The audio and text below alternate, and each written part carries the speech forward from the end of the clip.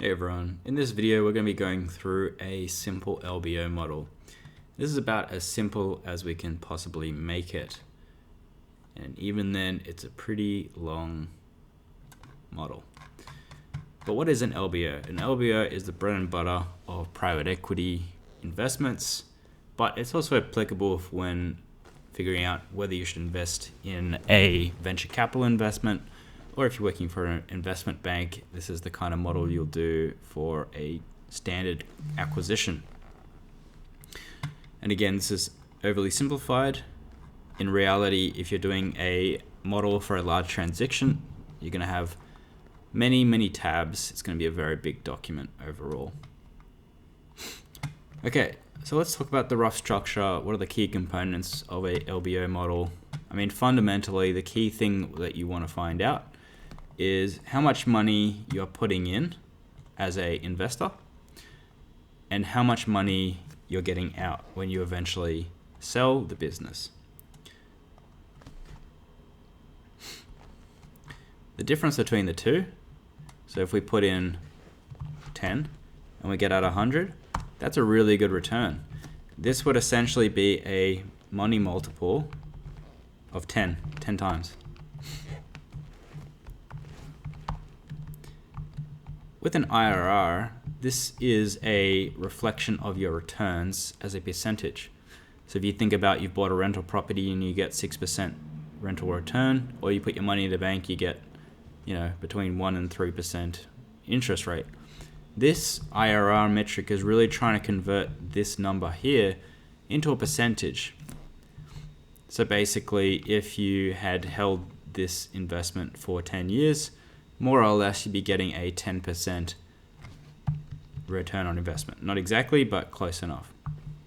There's actually a formula in Excel called XIR, which we can use. And essentially you just put in the dates and the values, then it'll tell you what percentage that equates to. Now the question is, which of these is better, or which of these is a better kind of tell of how well an investment has done? The answer is neither. They're both really important. Why is that? Because money multiple doesn't take into account time, whereas IRR does. But IRR is a percentage, so you could be talking a very low amount of money. You could be putting in 10 cents and getting back $1, in which case you'd have a great IRR. Maybe you get that dollar back the next day. You'd have an amazing IRR. It'd be at many hundreds of percents. But in terms of the money multiple and the gross return, you're not actually getting much back from it. So it's really important to understand both, and also the quantum of the amounts that you're putting in and out. And this is the only way that you're going to be able to tell if you've made a good investment or not. Typically, the top quartile funds perform above 2.5 returns. Top quartile basically means that you're better than 75% of funds out there. So you can broadly use that and around 25 to 30% IRR as your kind of minimum investment metrics if you are a fund investing, but obviously every fund is a little bit different.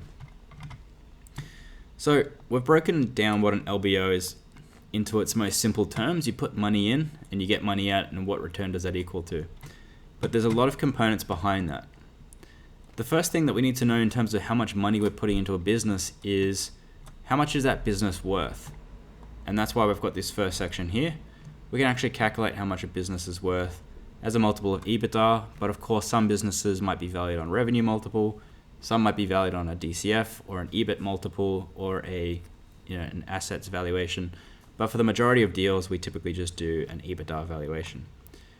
Now, what else do we need to calculate how much money we're putting in? We know how much the total company is worth, but we also need to know what percentage of the company we're acquiring, because we might be acquiring 100% of this amount, in which case this would be the value of the company, or we might be acquiring 50%. So we need to know this in terms of how much we're acquiring. The other thing we need to know is how much debt are we using and what fees there are as well, because this is going to be on top of the purchase price. So, and this is where the L in LBO model comes from. L stands for leverage. And the reason debt is such an important component in here is because let's say we're buying a business for $100. and we're buying 100% of that business, if you're not using any debt, would be $100 plus any transaction costs. However, what investment firms try and do to really maximize these numbers down here and minimize the number that they're going to put in, because that's going to boost these numbers, is they'll try and reduce the amount of equity they have to put in themselves, and they'll try and plug the difference with with leverage or bank debt. And by using bank debt, they can minimize the amount that comes in, but keep the amount that goes out relatively the same. They will have to pay down that debt a little bit, might have to pay interest, so they might not have the exact same out. But if this is, instead of this being 10 and they can put maybe half of it in debt, look what happens to the return. All of a sudden they're getting a 20 money multiple, and the IRR is probably going to jump to 20% as well.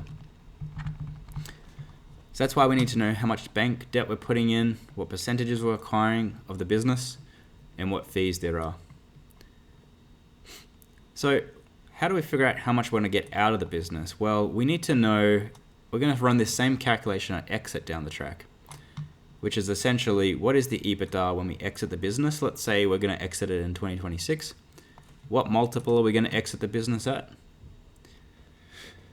And maybe that multiple has grown.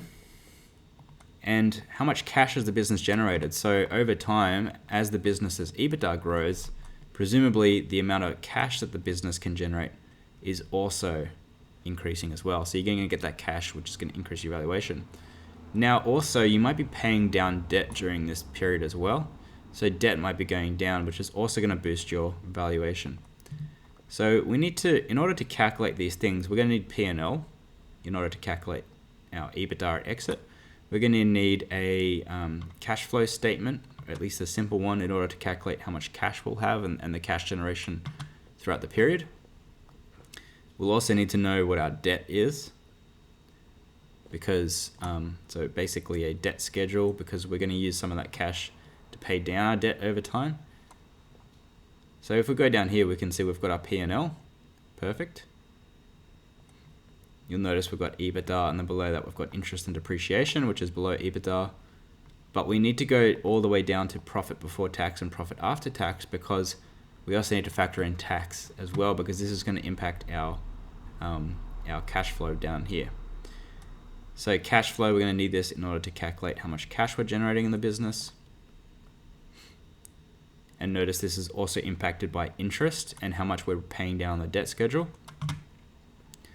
And then finally, we've got our cash and debt schedules.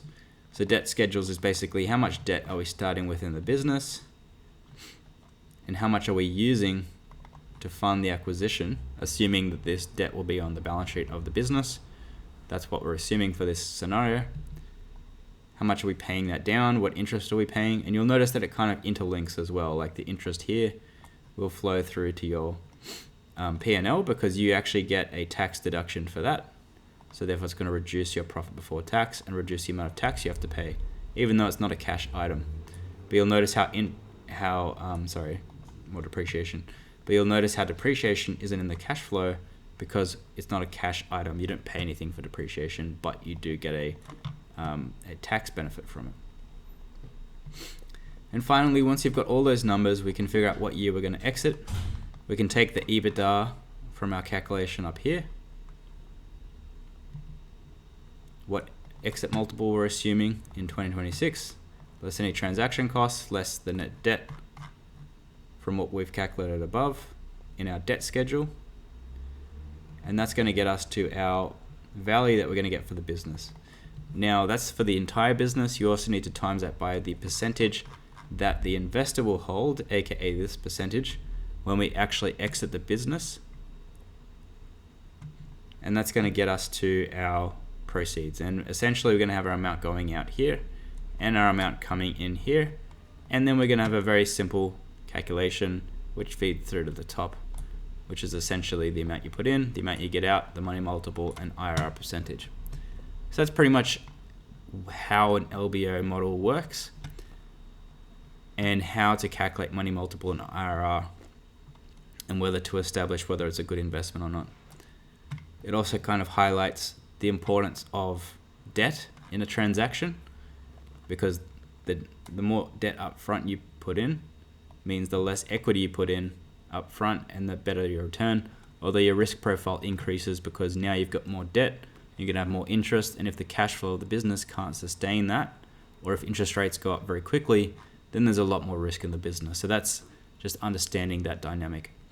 So we'll probably end the video there, and in the next video we'll go through and actually start filling out this LBO model with some hypothetical numbers so you can see how it works. Thanks for watching.